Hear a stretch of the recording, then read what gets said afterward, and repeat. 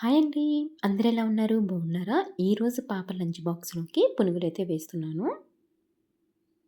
కొంచెం ఇడ్లీ పిండైతే ఉందండి. ఇంక దాంట్లోకైతే బియ్యపు పిండైతే యాడ్ చేసేసుకొని ఒకసారి అయితే కలిపేసేసుకుంటున్నాను.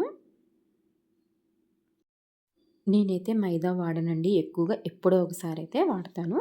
ఇంక అందుకని చెప్పేసి దీంట్లోకైతే బియ్యపు పిండి యాడ్ చేసేసుకొని ఒకసారి అయితే కలిపేసేసుకుంటున్నాను. ఉల్లిపాయలు, పచ్చిమిర్చి కట్ చేసుకునే లోపు ఆయిల్ కూడా హీట్ అయిద్దని చెప్పేసి ఈ విధంగా ఆయిల్ కూడా బాండీలో అయితే వేసేసుకుంటున్నాను. ఇంకా ఆనియన్ కూడా పీల్ తీసేసుకొని చిన్న చిన్న ముక్కలుగా అయితే కట్ చేసేస్తున్నానండి. మనం ఎప్పుడు ఆనియన్ కట్ చేసినా నేను ఇప్పుడు వీడియోలో చూపిస్తున్న విధంగా సైడ్ పార్ట్ అయితే కట్ చేసేసుకొని ఈ విధంగా కట్ చేసేసుకోవాలి.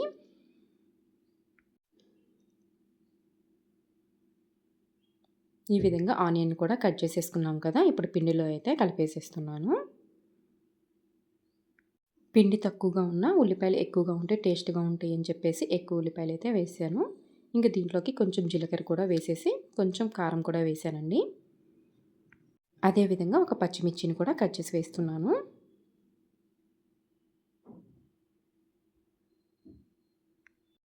ఆనియన్ కట్ చేసేసి పిండి కలిపేసేలోపు ఆయిల్ కూడా హీట్ అయింది కదా! ఇంకా పునుగులు కూడా వేసేసుకుందాము. నేను ఎప్పుడు డీప్ ఫ్రై చేసినా ఎక్కువ ఆయిల్ అయితే పోయనండి. మళ్ళీ ఒక్కసారే వాడాలి కదా అని చెప్పేసి కొంచెం ఆయిల్‌తోనే ఏ డీప్ ఫ్రై అయినా చేస్తాను. ఈ విధంగా పునుగుల్ని గోల్డెన్ బ్రౌన్ కలర్ వచ్చేంత వరకు ఫ్రై చేసేసుకోవాలి.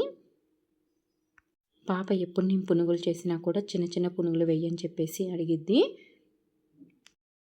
ఇంక ఈరోజైతే ఎక్కువ టైం లేదండి. ఇంక అందుకని చెప్పేసి పెద్ద సైజులోనే పునుగులైతే వేసేస్తున్నాను. పునుగులైతే చాలా టేస్ట్‌గా ఉన్నాయండి. మనం మైదా పిండి వాడకపోయినా కూడా ఈ విధంగా కొంచెం బియ్యపు పిండి వేసుకొని పునుగులు వేసుకుంటే చాలా టేస్ట్‌గా ఉంటాయి.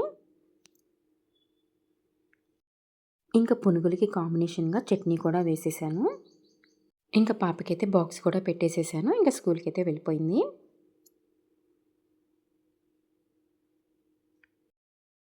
ఇంకా పాప స్కూల్‌కి వెళ్ళగానే ఇంకా మా వారి లంచ్ బాక్స్ కూడా ప్రిపేర్ చేయాలి కదా! ఇంక ఇక్కడైతే సొరకాయనైతే చెక్కు తీసేస్తున్నాను.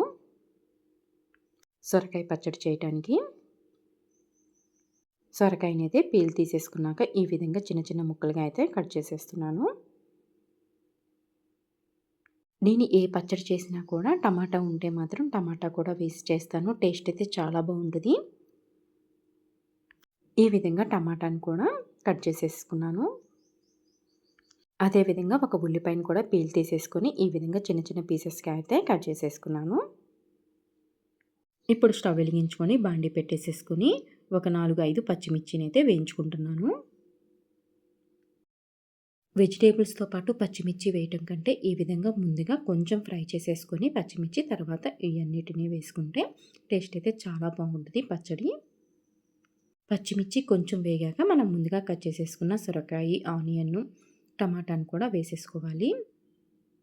దీంట్లోకి కొంచెం జీలకర్ర, ధనియాలు అదేవిధంగా కొంచెం ఉప్పును కూడా వేసేసుకోవాలి. నేను వీటితో పాటే ఒక 3, 4 చిన్నుల్లిపాయ రెబ్బలను కూడా వేసేసాను. ఈ విధంగా మూత పెట్టుకొని మగ్గించుకోవడం వల్ల వెంటనే అయితే మగ్గిపోతాయి. చూసారు కదా! టమాటా, సొరకాయ అయితే మంచిగా అయితే మగ్గిపోయింది. ఇప్పుడైతే దీంట్లోకి కొంచెం చింతపండునైతే వేసేసాను. మనం ఏ పచ్చడి చేసినా కూడా కొంచెం పల్లీలను కూడా వేసుకుంటే టేస్ట్ అయితే చాలా బాగుంటుందండి. నేను ఎప్పుడు ఈ విధంగానే చేస్తాను. మనం వేయించుకున్న దాన్నైతే ఈ విధంగా అయితే మిక్సీ అయితే పట్టేసేసుకోవాలి. మనకు కావాలంటే దీనికి తాలింపు కూడా పెట్టుకోవచ్చు. నేనైతే తాలింపు అయితే పెట్టలేదండి. ఇంకా ఈవినింగ్ డిన్నర్‌లోకైతే ఉగ్గాని చేయటానికైతే ఇక్కడ తాలింపైతే వేసేసుకొని ఉల్లిపాయలు, పచ్చిమిర్చిని కూడా వేయించేసేసుకుంటున్నాను. ఈ ఉల్లిపాయలు వేగేలోపు నేను ఇక్కడైతే మరమరాలను కూడా వేసేసుకొని ఒకసారి వాష్ చేసేసుకొని నానపెట్టేసేసేసాను.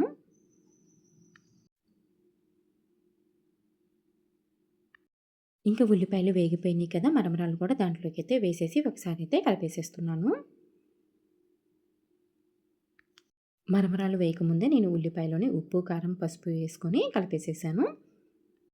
ఇంకా ఉగ్గాని కూడా రెడీ అయిపోయింది కదా! మేము డిన్నర్ కూడా చేసేసాము. ఈ వీడియో నచ్చినట్టయితే please like, share and subscribe my channel.